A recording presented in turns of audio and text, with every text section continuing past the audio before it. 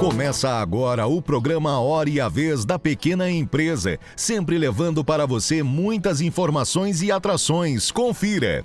O presidente do Sindiosp, Sindicato dos Hospitais, Clínicas e Laboratórios do Estado de São Paulo, Dr. Francisco Balestrin, falando sobre a Feira Hospitalar, que acontecerá na próxima semana em São Paulo. O advogado Marcos Tavares Leite comentando a respeito do Fórum Internacional sobre Reforma Tributária, Simplificação e Justiça Social, que ocorrerá no final de maio. O economista Otto Nogami fazendo uma importante análise econômica. E nesta semana, o presidente do Simp, Joseph Cury, recebe a senadora Simone Tebet. Fique conosco!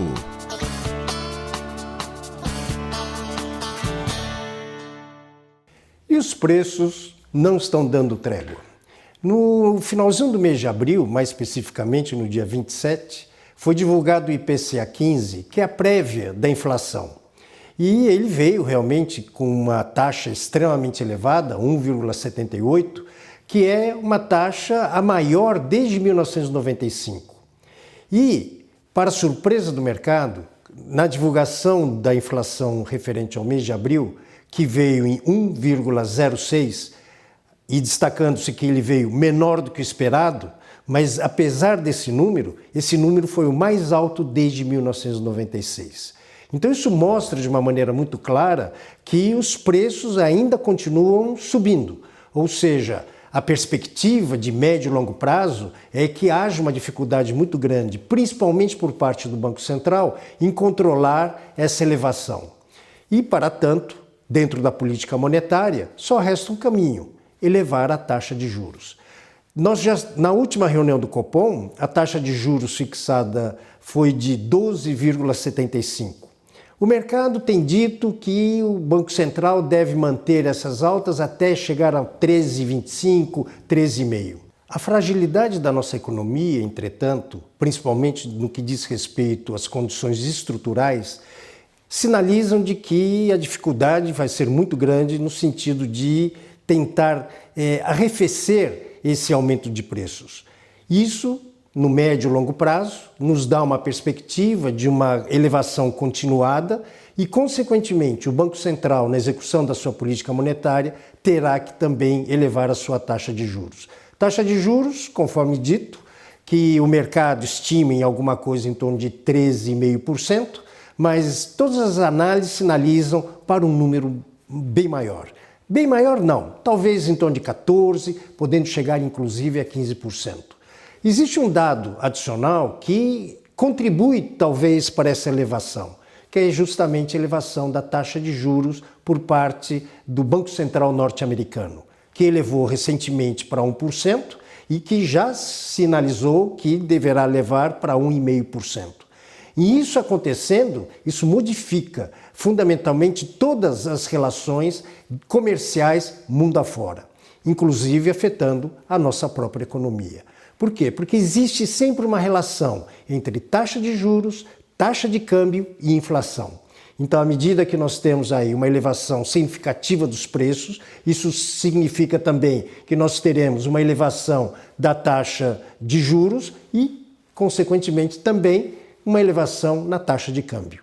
Elevando a taxa de câmbio, claro, à medida que a nossa dependência com relação a produtos importados é significativa, isso acaba impactando no setor produtivo da nossa economia, acaba impactando nos preços do varejo. Então essas são as condicionantes que nos levam à preocupação com relação aos próximos meses.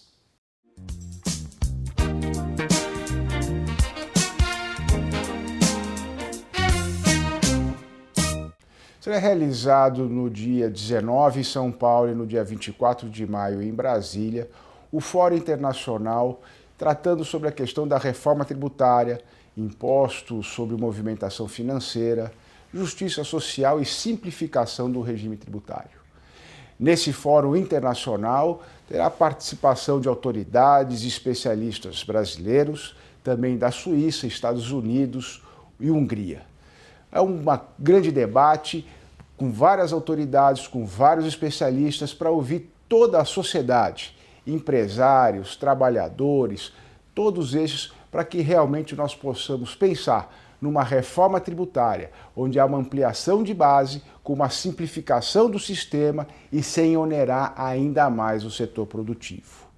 Como colocado, esse será um fórum internacional, realizado em São Paulo e também em Brasília e de forma híbrida, ou seja, poderá ser presencial, mas também poderá ocorrer a participação através de sistemas aí virtuais.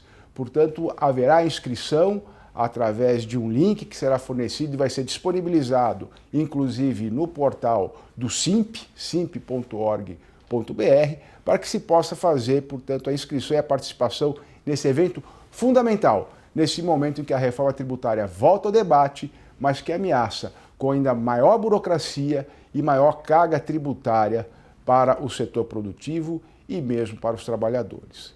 Portanto, o SINP está trabalhando e trabalha sempre, arduamente, para que nós possamos criar ambientes de melhor relacionamento entre capital e trabalho, desburocratização, formalizando e mantendo a formalização das empresas. Esse é o nosso trabalho e é por isso que apoiamos esse evento.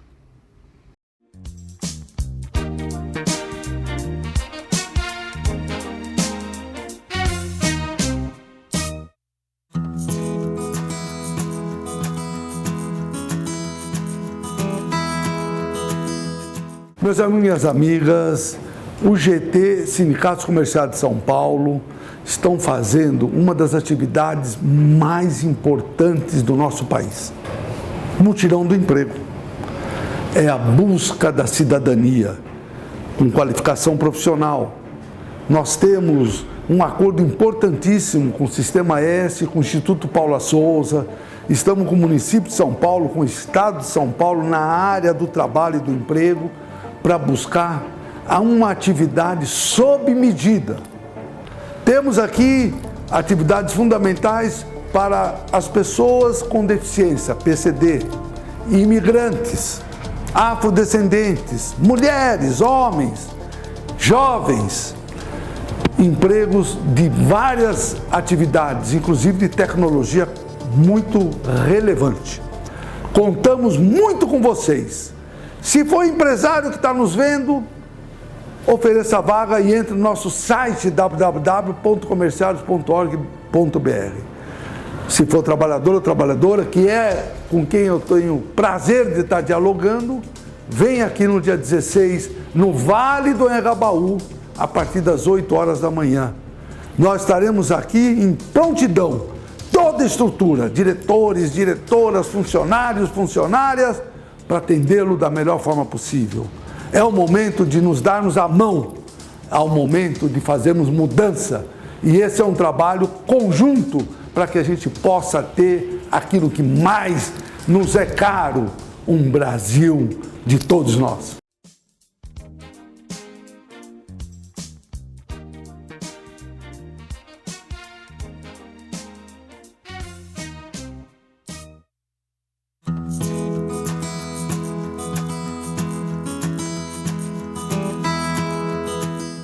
Olá, amigos do SINP. Para mim é um momento muito importante estar aqui falando com vocês. Afinal das contas, faz 3 anos que nós do setor de saúde, e provavelmente muitos de vocês, não têm a oportunidade de se encontrar como vamos nos encontrar na semana que vem. Não sei se sabe, mas as grandes feiras hospitalares estão de volta. E a maior feira hospitalar da América Latina acontece exatamente aqui em São Paulo. Aliás, é a 3ª maior feira do mundo. São milhares de expositores, quase 40 mil pessoas que frequentam essa feira, que há 3 anos, como eu disse para vocês, não se encontram.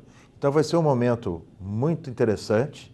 É uma feira hospitalar onde você vai ter oportunidade de conhecer todos os fabricantes, ou os maiores fabricantes, não só nacionais, como internacionais, de equipamentos médicos hospitalares e também de produtos médicos hospitalares. Junto com esta feira, nós temos um evento incrível, que é o maior evento técnico-científico do setor de saúde, principalmente na área de gestão e de administração do setor de saúde. Ou seja, nós vamos ter milhares de pessoas que vão estar circulando, vendo palestras, workshops, congressos, que exatamente movimentam todo esse setor.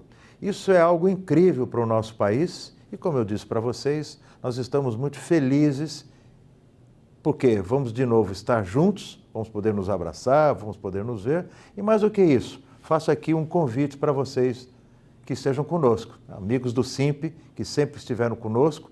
Nós estaremos no Pavilhão Branco, no estande H46, onde, além de apresentar tudo aquilo que fazemos conjuntamente, vamos também dar para todos que estiverem lá a nossa proposta de saúde para o programa de saúde do governador do estado de São Paulo para o ano que vem.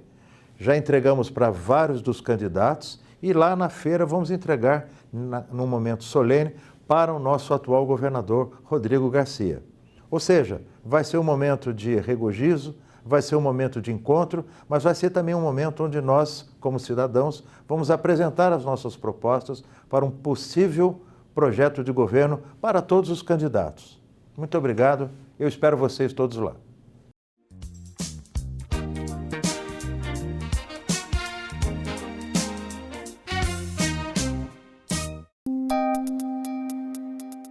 Entrevista da semana. A nossa convidada de hoje é a senadora Simone Tebet. É um prazer tê-la conosco, senadora. Prazer é meu, Cori, muito obrigada. Permita-me, em seu nome, como presidente do SIMP, cumprimentar todos os associados.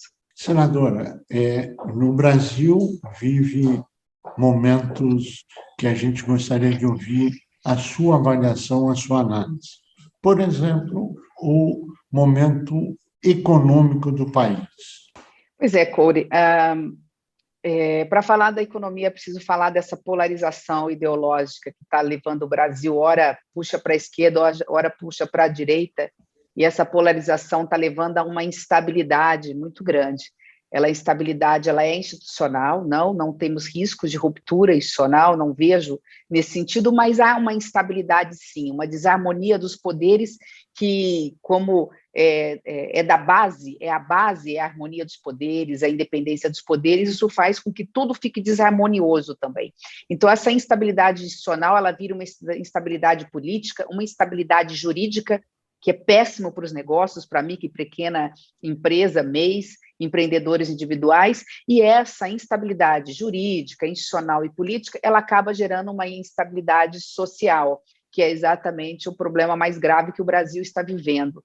Nós nunca voltamos a entrar para o mapa da fome, né? Nunca tem uma geração de jovens que não sabe o que é inflação, está tendo que ver de perto o que isso significa, que é o mais perverso imposto que o trabalhador brasileiro paga, e o aumento da desigualdade social. Nunca o Brasil foi tão desigual, nunca o Brasil passou tanta fome, nunca o Brasil teve tanto clima de instabilidade. E essa instabilidade está levando o Brasil à pobreza novamente, e mais grave do que isso, né? Porque na base da pirâmide, obviamente que uma hora essa água chega e está atingindo o setor produtivo e muito fortemente. O dólar sobe, a instabilidade da moeda, a desvalorização do câmbio faz com que o dólar chegue a patamares também nunca antes vistos, e com isso criando um problema de insegurança na cadeia produtiva, no setor produtivo brasileiro.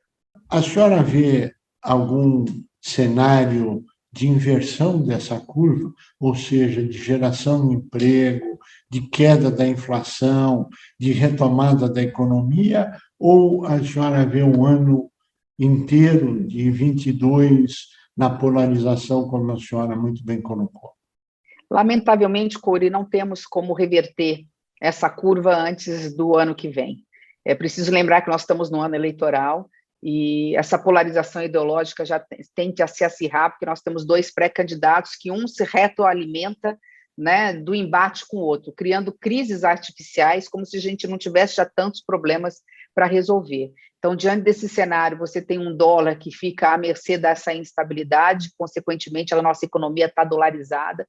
Você tem uma guerra mundial da Ucrânia que está impedindo com que os fertilizantes que vão para o agronegócio brasileiro cheguem, e com isso a safra fica prejudicada, com isso você tem menos alimento nas gôndolas do supermercado, de novo a inflação chegando, você tem um problema nos preços dos combustíveis, também dolarizados, que fazem com que a cadeia produtiva comece inflacionada desde a sua base, e infelizmente um governo que não tem uma política de planejamento, consequentemente não avança nem com a reforma administrativa, porque o Brasil gasta muito e gasta mal, e nem com uma reforma tributária, porque também o Brasil cobra muito de todos nós e cobra mal, cobra de forma desorganizada. No Congresso Nacional, a gente tem procurado avançar com uma reforma tributária que seja a mais justa possível, que seja menos regressiva, que faça com que a pessoa jurídica pague menos impostos, para que com isso possa abrir mais portas, para que a gente tenha, especialmente na micro e pequena empresa, a nossa fonte de geração de emprego e renda para a população brasileira, porque nós sabemos que praticamente 60% dos empregos diretos e indiretos vêm do setor terciário e secundário, menos do setor do agronegócio. Então, assim, o Congresso tem procurado fazer a sua parte, mas, lamentavelmente, essa é uma situação que nós só vamos ver resolvida, e vamos ver resolvida. Eu quero dar uma notícia pelo menos boa: o Brasil é muito rico, e tem condições, pela diversidade econômica que tem, por todos os climas, microclimas, se produz todos os grãos, comida tem condições de baratear e ter a matéria-prima para o setor da indústria, seja ela micro, pequena, média ou grande indústria. Então, o Brasil é muito rico, o Brasil é maior que todos nós, mas nós estamos num ano, lamentavelmente, de conflitos, um ano com fatores externos nos atingindo, mas principalmente com fatores internos perniciosos que não nos impede de ter uma boa notícia esse ano, mas sem dúvida nenhuma, após a eleição, o quadro muda, e não digo nem que vamos precisar chegar a janeiro. Eu acho que depois do segundo turno as coisas começam a se normalizar com um governo de transição ou com novas regras sendo apresentadas ao Brasil. Se a senhora pudesse ter uma varinha mágica e dizer, a partir de agora, esses temas serão discutidos e serão resolvidos no Brasil, quais temas a senhora elencaria como principais, já que a senhora, Simone Tebet, está no epicentro de grandes discussões nacionais? Sua experiência, por favor. Bom, o principal objetivo de qualquer pessoa e homem público tem que ser a erradicação da miséria, e é possível erradicar a miséria.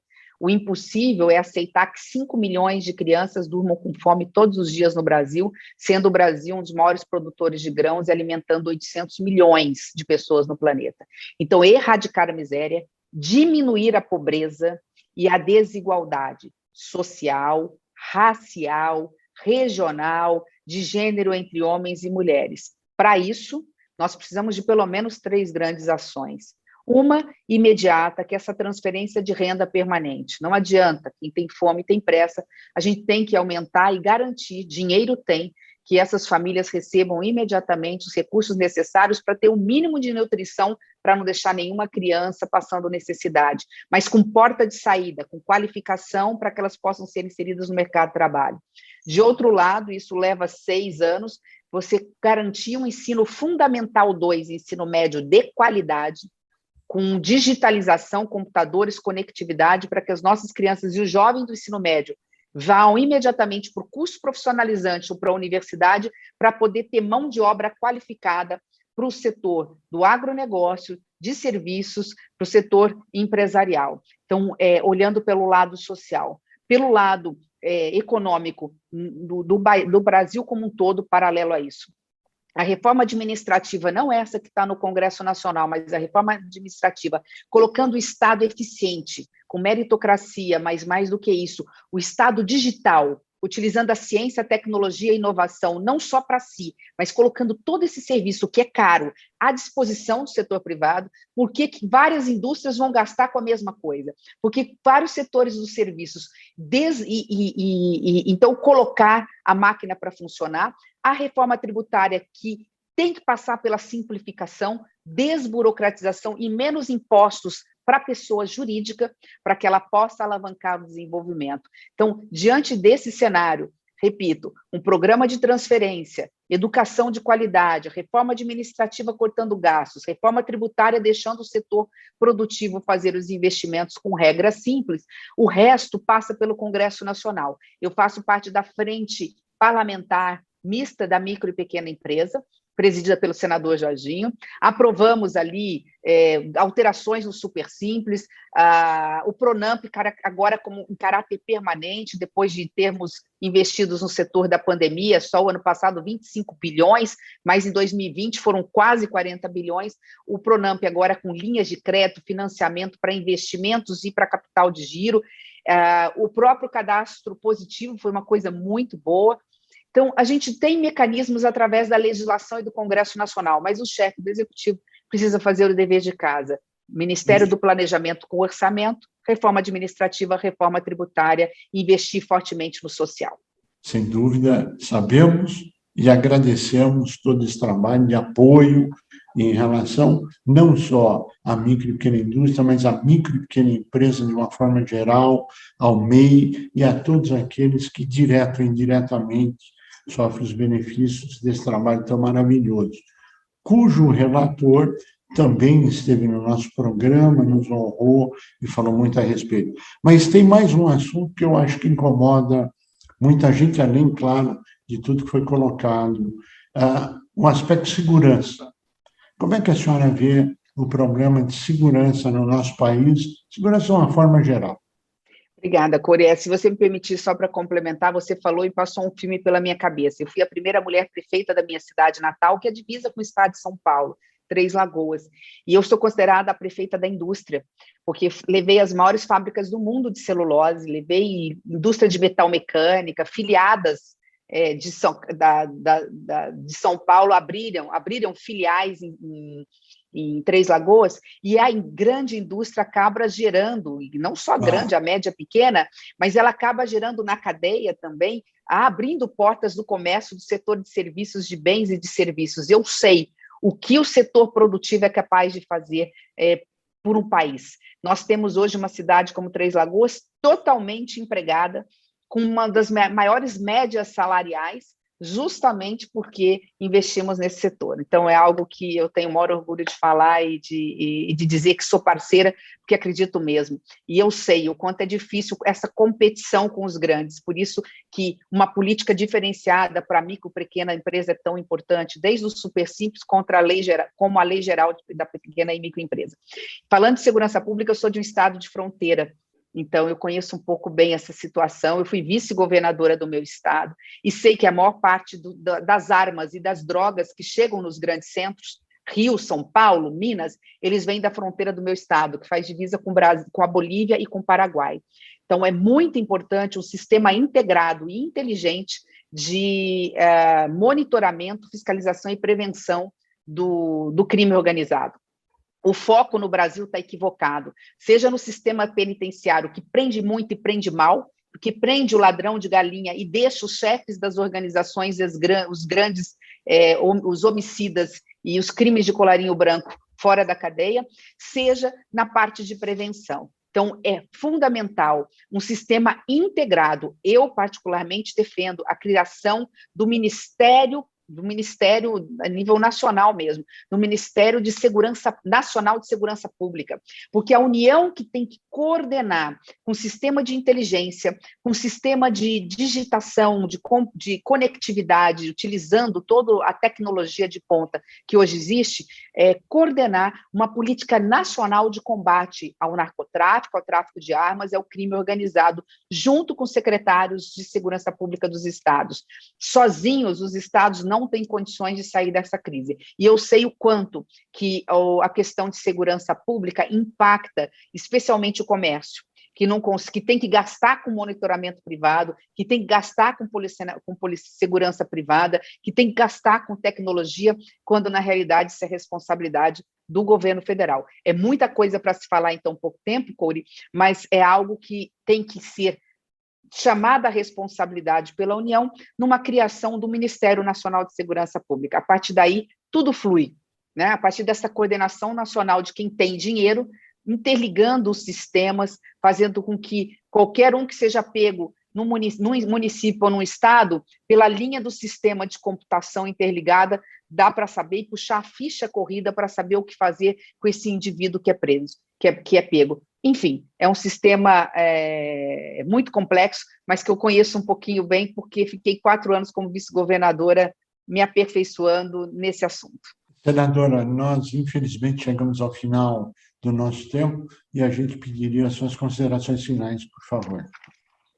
Eu só agradecer imensamente, dizer que sou parceira da micro e pequena empresa, repito, faço parte da frente mista da micro e pequena empresa. A economia no Brasil precisa entender que tem que ser uma economia verde do setor produtivo, é preciso não apenas ser verde, mas aparentar ser verde.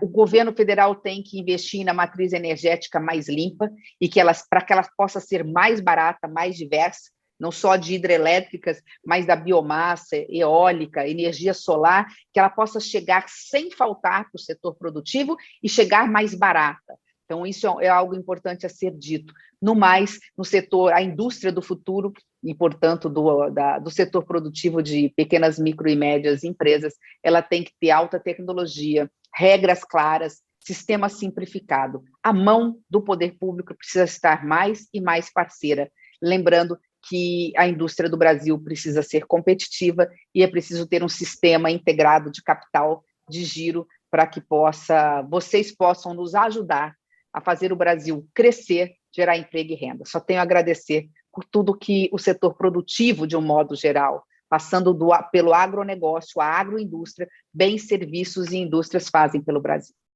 Senadora Simone Tebet, nós agradecemos muito a sua participação, agradecemos seu brilhantismo e sucesso para o bem do Brasil. A você que esteve conosco, nosso mais profundo agradecimento, com a certeza que estaremos juntos na semana que vem. Até lá!